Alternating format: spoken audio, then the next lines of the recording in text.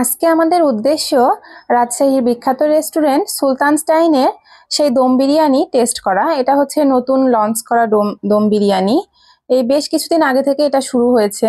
তো আমরা সেই উদ্দেশ্যেই এগিয়ে যাচ্ছি। আমরা তালাইমারি মোড় থেকে রওনা দেওয়া শুরু করে দিয়েছি সুলতানস্টাইনের উদ্দেশ্যে।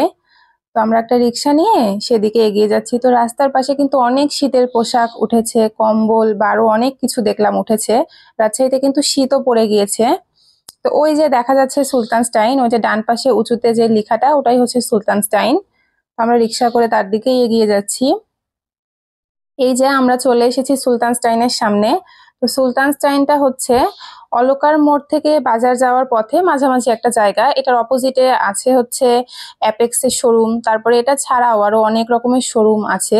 এই যে এখানে আছে সুইং, তারপরে লিজেন্ড। তো এটা রাস্তার অপোজিটে, আর এই পাশে হচ্ছে সুলতানস্টাইন। সুলতানস্টাইনেও কিন্তু অনেকগুলো শোরুম আছে, রেস্টুরেন্ট আছে। এখানে আছে প্লাস পয়েন্টের শোরুম, তার উপরে সুলতানস্টাইন, আর তার উপরে হচ্ছে মেক্সিকান স্পাইসি। দোতলাতে হচ্ছে সুলতানস্টাইনটা। তো এটা টেস্ট করার জন্যই আমরা আজকে চলে এসেছি। এখানকার দম বিরিয়ানিটা আমরা আজকে টেস্ট করব। তো আমাদের সাথে আরো কিছু বন্ধু বান্ধব আসবে। তো এই যে এগিয়ে যাচ্ছি আমি এখন সুলতানস্টাইনের দিকে। তো দেখি, গিয়ে টেস্ট করে দেখি খাবারটা কেমন হয়। তো ওরা সবাই আসার পরেই আমরা খাবারটা টেস্ট করব। তো এই যে আমরা এগিয়ে যাচ্ছি এখন। আমরা চলে এসেছি সুলতানস্টাইনের গেটে।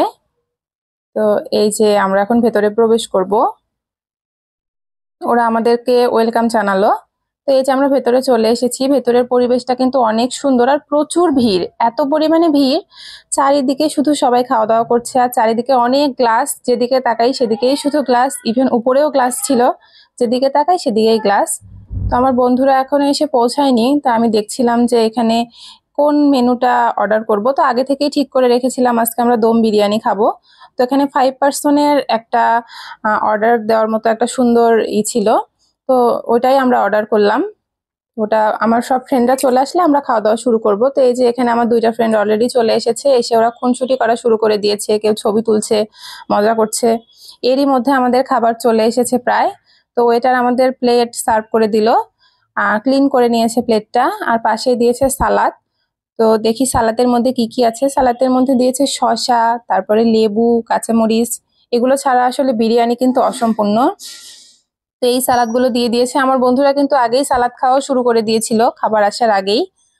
তো এই তো এরই মধ্যে এই দম বিরিয়ানিটা আমাদের চলে এসেছে। দেখেই কিন্তু লোভ লেগে যাচ্ছে।